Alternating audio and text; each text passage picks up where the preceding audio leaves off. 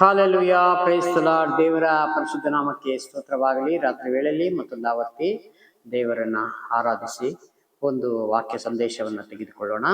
ತಂದೆಯಾದ ದೇವರು ಈ ವಾಕ್ಯದೊಂದಿಗೆ ಮಾತನಾಡಲಿ ಎಂಬುದಾಗಿ ನಾವೆಲ್ಲ ಕೇಳಿಕೊಂಡು ಒಂದು ಚಿಕ್ಕ ಸಂದೇಶವನ್ನು ತೆಗೆದುಕೊಳ್ಳೋಣ.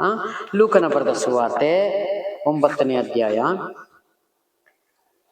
23ನೇ ವಾಕ್ಯ ಕೆಳಗಡೆ, ಯಾವನಿಗಾದರೂ ನನ್ನ ಹಿಂದೆ ಬರುವುದಕ್ಕೆ ಮನಸ್ಸಿದ್ದರೆ ಅವನು ತನ್ನನ್ನು ನಿರಾಕರಿಸಿ ತನ್ನ ಶಿಲ್ವೆಯನ್ನು ದಿನಾಲು ಹೊತ್ತುಕೊಂಡು ನನ್ನ ಹಿಂದೆ ಬರಲಿ. ಹಾಲೆಲೂಯ. ಯೇಸು ಸ್ವಾಮಿ ಹೇಳ್ತಾರೆ, ಯಾವನಿಗಾದರೂ ನನ್ನ ಮೇಲೆ ಮನಸ್ಸಿದ್ದರೆ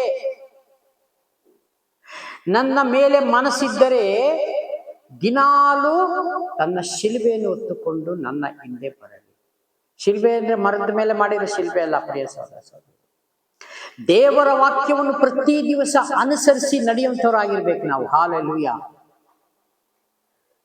ದಿನಾಲು ದೇವರ ವಾಕ್ಯವನ್ನು ಅನುಸರಿಸಿ ಅದ್ರ ಪ್ರಕಾರನೇ ಜೀವಿಸುವಂತವನು, ಈ ಲೋಕಕ್ಕೆ ಬೆನ್ನನ್ನ ಮಾಡಿ ಪರಲೋಕದ ಕಡೆ ಮುಖವನ್ನು ಮಾಡಿ ನೋಡುವಂತವನೇ. ಈ ಲೋಕವನ್ನು ಕುರಿತು ನಾವು ನೋಡುವಾಗ ನಾಶನಾಂಚಿನಲ್ಲಿದೆ, ಇದು ದೇವರ ರಾಜ್ಯಕ್ಕೆ ಬಾಧ್ಯ ಆಗುದಿಲ್ಲ. ಇಲ್ಲಿ ಪರಲೋಕಕ್ಕೆ ಬಾಧ್ಯರಾಗಬೇಕು ಅಂದ್ರೆ ದಿನಾನು ತನ್ನನ್ನು ತಾನು ನಿರಾಕರಿಸಿ ದೇವರ ವಾಕ್ಯವನ್ನು ಹೊತ್ತುಕೊಂಡು ದೇವರ ಸೇವೆಯಲ್ಲಿ ಮಾಡಬೇಕು, ದೇವರ ಸುವಾರ್ತೆ ಸಾರಬೇಕು, ಕುಟುಂಬದಲ್ಲಿ ಪ್ರಾರ್ಥನೆಗಳು ಮಾಡಬೇಕು, ಕಷ್ಟದಲ್ಲಿಯೂ ಸಮಸ್ಯೆಯಲ್ಲಿಯೂ ರೋಗದಲ್ಲಿಯೂ ಹಣಕಾಸಿನ ವಿಷಯದಲ್ಲೂ ಯಾರ್ಯಾರಿಗೆ ತೊಂದರೆಗಳಿದೆಯೋ ಅವ್ರಿಗೆಲ್ಲ ನಾವು ಪ್ರಾರ್ಥನೆ ಮಾಡಬೇಕು. ದೇವರೇ, ಇವರು ಇಂಥ ಕಷ್ಟದಲ್ಲಿದ್ದಾರೆ, ಅವರಿಗೆಲ್ಲ ಬಿಡುಗಡೆ ಕೊಡು ಸ್ವಾಮಿ. ಯಾಕೆಂದ್ರೆ ಬಿಡುಗಡೆ ನಾಯಕನು ನೀನು ದೇವರೇ. ನಾವು ಕೊಡುವಂತ ಹಣದಿಂದ ತಾತ್ಕಾಲಿಕವಾಗಿ ಅವರಿಗೆ ಒಂದು ಸಹಾಯ ಆಗ್ಬೋದು.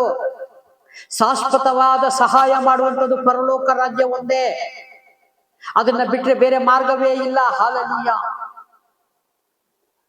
ಯಾರು ಎಷ್ಟು ಕೊಡಕ್ಕೆ ಸಾಧ್ಯ 4 ದಿವಸಕ್ಕೆ? ಆದ್ರೆ ದೇವರು ಕೊಡುವಂಥದ್ದು ಶಾಶ್ವತವಾದ, ಆ ಶಾಶ್ವತವಾದ ದೇಶಕ್ಕೆ ಹೋಗಲಿಕ್ಕೆ ದೇವರು ನಮ್ಮನ್ನೆಲ್ಲ ಕರೆದಿದ್ದಾರೆ.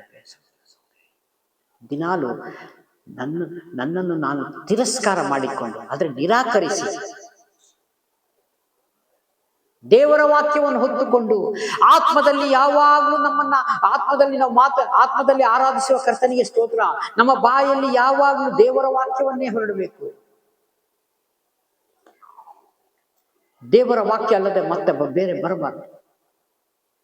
ದೇವರು, ಯಾಕಂದ್ರೆ ನೀತಿವಂತನಾದ ದೇವರು ಪರಲೋಕದಲ್ಲಿ ಕೂತ್ಕೊಂಡು ಎಲ್ಲ ನೋಡ್ತಾರೆ ಪ್ರತಿಯೊಂದನ್ನು. ಅದಕ್ಕೆ ನೀತಿವಂತನ ಅಬ್ರಾಹ್ಮನಿಗೆ ದೇವರು ಕರೆದ್ರು,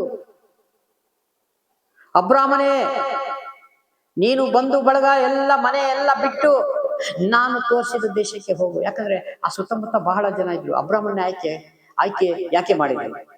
ದೇವರಿಗೆ ಮೆಚ್ಚುಗೆಯಾಗಿ ನಡೆದ್ರು. ನೋಹನ ಚರಿತ್ರೆ ನೋಡುವಾಗ ನೀತಿವಂತನು ಒಬ್ಬನೂ ಇಲ್ಲ ಎಂಬುದಾಗಿ ದೇವರು ಪರಲೋಕದಿಂದ ನೋಡುವಾಗ ದೋಷ ಇಲ್ಲದವನು, ತಪ್ಪಿಲ್ಲದವನು, ಸತ್ಯವನ್ನೇ ಆಡುವವನು ಒಬ್ಬನು ಕಂಡ, ಆತನೇ ನೋಹನ ಮುಖಾಂತರ ಅವ್ರು 8 ಜನ ಎಲ್ಲ ಸೇರಿ, ನೋಹನು ಸೇರಿ 8 ಜನ ನಾವೆಯಲ್ಲಿ ಸೇರಿಕೊಂಡು ಬದುಕಿದರು ಅಂತ ದೇವರ ವಾಕ್ಯ ಹೇಳ್ತದೆ. ಅದೇ ರೀತಿಯಾಗಿ ಇವತ್ತು ನಾವು ದೇವರ ಗಣನೆಗೆ ಯೋಗ್ಯವಾಗಿ ನಾವು ಕಾಣಬೇಕು ಪ್ರಿಯ ಸಹೋದರ ಸಹೋದರಿ. ತಪ್ಪಿಲ್ಲದವರು, ದೋಷ ಇಲ್ಲದಂಥವರು, ಹೀಗೆ ನಾವು ಜೀವಿಸಬೇಕಾಗಿದೆ. ಹಾಗಾಗಿ ಯಾರೂ ಇವತ್ತು ತಪ್ಪು ಮಾಡದವರು ಒಬ್ರು ಇಲ್ಲ, ಎಲ್ಲರೂ ತಪ್ಪು ಮಾಡಿರ್ತೀವಿ. ಆದ್ರೆ ದೇವರು ನಮ್ಗೆ ಒಂದು ಅವಕಾಶ ಕೊಟ್ಟಿದ್ದಾರಲ್ಲ, ಆ ಅವಕಾಶವನ್ನ ನಾವು ಉಪಯೋಗ ಮಾಡ್ಕೋಬೇಕಲ್ಲ. ಈ ಲೋಕದಲ್ಲಿ ಒಂದು ಕೋರ್ಟ್ ಹೇಳ್ಬೋದು, ಒಂದು ಠಾಣೆ, ಒಂದು ಸ್ಟೇಷನ್ ನಲ್ಲಿ ಹೇಳ್ಬೋದು, ಸರ್ ನನಗೆ ಗೊತ್ತಿಲ್ಲ ತಪ್ಪು ಮಾಡಿಬಿಟ್ಟೆ ಸರ್, ದಯಮಾಡಿ ಕ್ಷಮಿಸ್ರಿ ಅಂತ ಹೇಳಿದಾಗ ಅವರು, ಆಯ್ತು ನಿನ್ನ ನೋಡಿ ಯಾಕೋ ನಿನ್ನ ಮಾತಿನ ಮೇಲೆ ನಾವು ನಿನ್ಗೆ ಒಂದು ಅವಕಾಶ ಕೊಡ್ತೀನಿ, ಮತ್ತೆ ಈ ರೀತಿ ತಪ್ಪು ಮಾಡಬೇಡ, ಮತ್ತೆ ಸಿಕ್ಕಾಕೋಬೇಡ ನೀನು ಎಂಬುದಾಗಿ ಒಂದು ಎಚ್ಚರಿಕೆ ಕೊಡೋದಿಲ್ವೋ? ಅದೇ ರೀತಿಯಾಗಿ ದೇವರು ನಮ್ಮನ್ನ ಈ ಭೂಮಿ ಮೇಲೆ ತಪ್ಪು ಮಾಡಬೇಡಿ.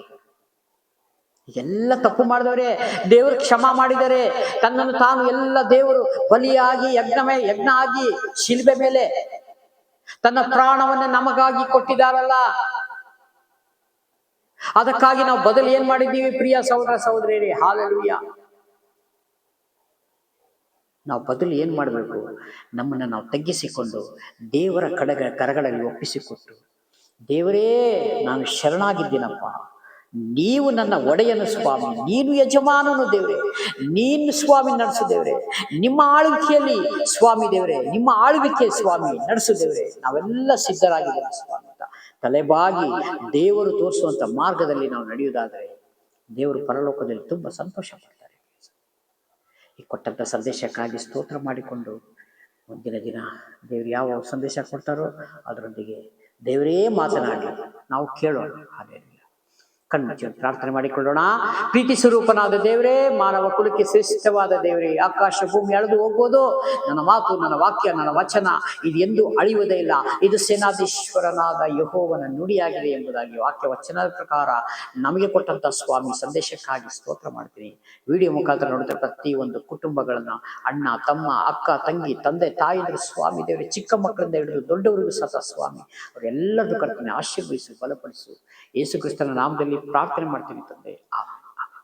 Praise God. ದೇವರೆಲ್ಲರನ್ನು ಆಶೀರ್ವದಿಸಲಿ. ಆಮೆನ್.